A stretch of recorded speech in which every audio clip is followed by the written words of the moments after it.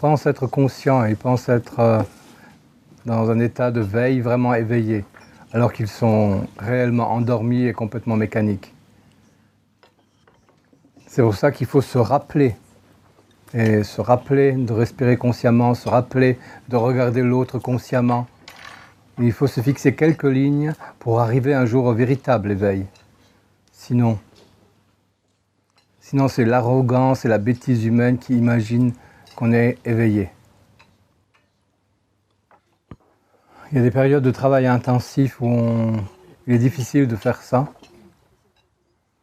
Et l'intensité du travail remplace la présence et la conscience. Et tu peux faire de petits contrats avec tes amis sur le tournage. Chaque fois que tu en regardes un, tu lui souris et ça signifie respiration consciente.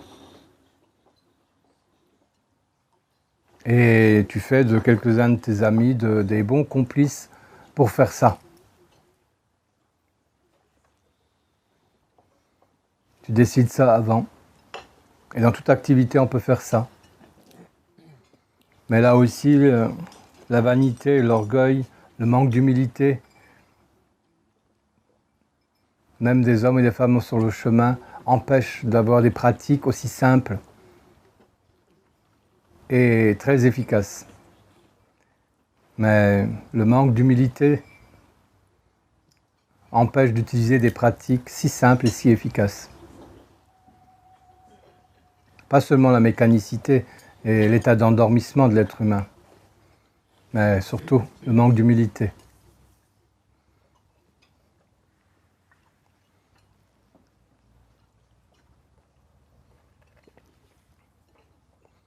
C'est l'arrogance de croire être et de croire savoir. Par exemple, moi, je sors là de 2 jours nouveaux de déprime et de tristesse. Et ce matin, je me suis dit, quel est le but, quel est le sens de ta vie, etc. Alors, quel est votre... Le secret, c'est qu'il n'y a pas de but. Le but, c'est la vie elle-même. Toi, tu es vieille, c'est peut-être l'âge de mourir. Tu t'intéresses plus à la vie. Et tu as tort. Parce que tu as autant de vie que le plus jeune de ceux qui sont ici. Et tu as décidé que tu étais trop vieille. Et donc tu ne veux pas vivre. Tu veux pas prendre plaisir à te lever, à bouger, même avec les articulations qui grincent un peu. Tu ne veux pas prendre plaisir à marcher, à respirer, à te brosser les dents, à te doucher, à manger, à rencontrer des gens. Tu as décidé que tout ça, ça valait pas la peine. Donc, tu peux mourir tranquille. Pas tranquille, hein. Il faut que tu décides la vie. Pas la mort. La déprime, c'est la mort. Il faut que tu décides la vie. Vous avez quel âge?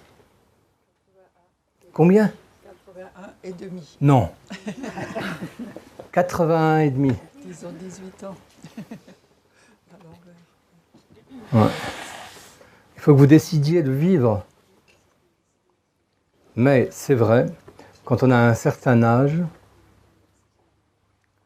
la vie ne vaut la peine d'être vécue que si on se met au service.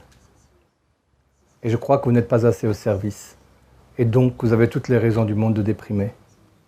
Parce qu'il y a une partie de votre vie qui est amputée, que vous amputez vous-même. Donc moi, à votre place, je déciderai la vie tous les jours. En marchant, en dansant, en chantant. Et au service. Et je regarderai où est-ce que je peux encore être au service. Ce qu'on appelle les vieux. Dès qu'ils n'ont plus de profession, dès qu'ils n'ont plus de petits-enfants dont il faut s'occuper tout le temps, ils ne doivent pas attendre qu'on les serve ou qu'on s'occupe d'eux. Ils doivent s'occuper des autres. se mettre au service des autres.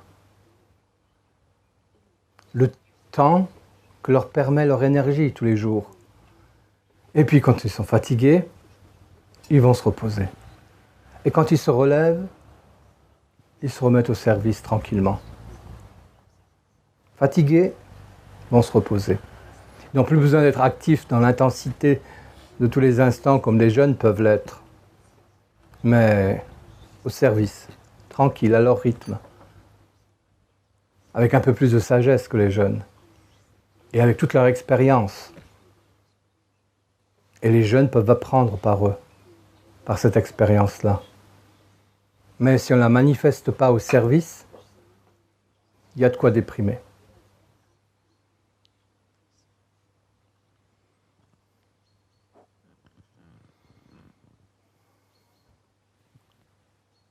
Bonne journée à vous.